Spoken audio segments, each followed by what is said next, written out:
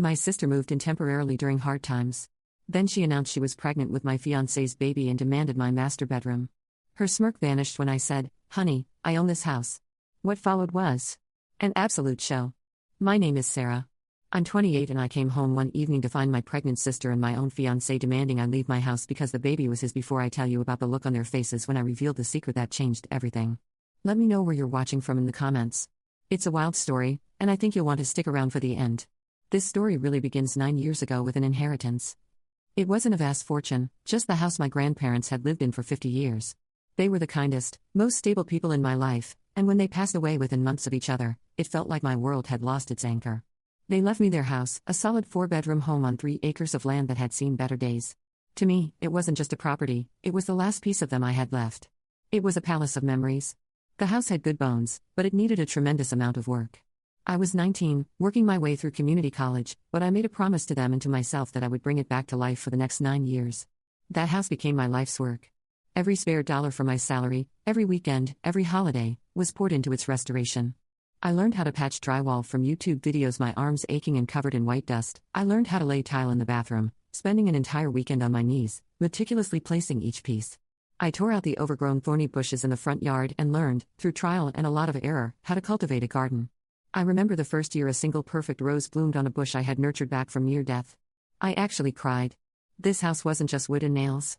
It was my sanctuary, my college fund in physical form, my sweat equity, my pride. It was me. My relationship with my younger sister Jessica has always been strained.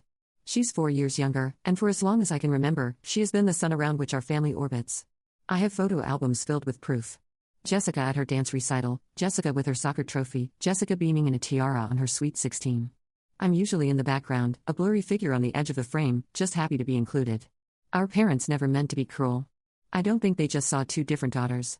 Jessica was the fragile, sparkling one who needed constant praise and protection. I was the responsible, capable one who could take care of herself. When she got an A, it was a cause for a celebration dinner. When I got a promotion at work, my mother would say, "That's nice, dear," before her voice would light up. Oh, you'll never guess what Jessica did today. This lifelong dynamic forged a sense of entitlement in Jessica that was both awe-inspiring and terrifying. She moved through life with the serene confidence of someone who has never been told, no, who believes that what she wants she deserves, and for the most part, the world seemed to agree with her. 6 months ago, her charmed world apparently hit a speed bump. My fiancé, Mark, the man I'd been with for 3 years, approached me with that serious, furrowed brow look he got when he was about to ask for something. "Jessica's going through a really hard time." He'd said, his voice soft and reasonable. "She broke up with that guy, Alex, and she lost her job. She's really struggling. Sarah, she needs a place to land for a little while. She's your family." I hesitated. Every instinct I had screamed a resounding no. I remembered all the times I bailed her out of trouble, paid a bill she'd forgotten, or lent her money she never paid back. I called my best friend Claire later that day. Her reaction was immediate. "Are you insane?" She'd said, "You're letting the viper into your nest. Don't do it, Sarah, you're finally happy. She'll ruin it." But then I looked at Mark, he seemed so earnest. He was a good man, or so I believed. His defining characteristic was his desire to keep the peace, to smooth over any conflict. And he was right about one thing: Jessica was my sister. You help family when they're down. That's what good people do. That's what my grandparents would have done. "Okay," I sighed, silencing the warning bells in my head. "She can stay in the guest room, but just temporarily, until she gets back on her feet." That was my first mistake, a catastrophic, life-altering mistake. The first few weeks were deceptively calm, the quiet before Hurricane I. Jessica was on her best behavior, mostly staying in her room full of sad sighs and dramatic pronouncements about her terrible luck. I felt a pang of sympathy. Maybe Claire was wrong, maybe she had finally grown up. Then the campaign began. It was subtle. At first I came home from a long day at work to find my living room furniture, which I had painstakingly arranged for optimal light and comfort, completely rearranged. My cozy reading chair was shoved in a dark corner. It just had better feng shui this way. "Don't you think," she'd said, not asking, but informing me as she filed her nails on my couch. A few days later, I opened the fridge to make a salad and found that all the fresh, organic vegetables I'd bought at the farmer's market were gone. In their place were tubs of ice cream, frozen pizzas, and sugary sodas. "Oh, sorry," she chirped without a hint of apology. "I just can't stand all that rabbit food.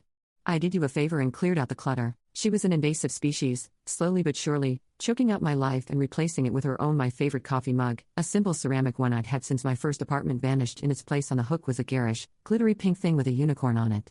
When I asked where my mug was, she'd shrugged. "I think it got chipped. I threw it out. This one's way cuter." Anyway, she was treating me like an unwelcome, out-of-touch roommate in my own home. She'd complain about the noise I made getting ready for work at 7 a.m. She'd leave passive-aggressive notes about how I loaded the dishwasher wrong, all while not contributing a single dollar to the mortgage, the utilities or the groceries. Mark, my peace-loving fiancé, was worse than useless. He was an enabler. "She's just trying to make the place feel like home, honey," he'd say, patting my arm dismissively when I tried to vent my frustration. "She has a fresh perspective. You've got to admit, the living room does look more modern." I started to notice how much he was enjoying her fresh perspective. Their laughter would drift from the living room while I was in the kitchen cooking dinner for all three of us. I'd walk in to find them huddled close on the couch, sharing some secret on her phone. They'd spring apart when they saw me, not with the guilt of an affair, but with the annoyance of a private club whose meeting had just been interrupted by a janitor.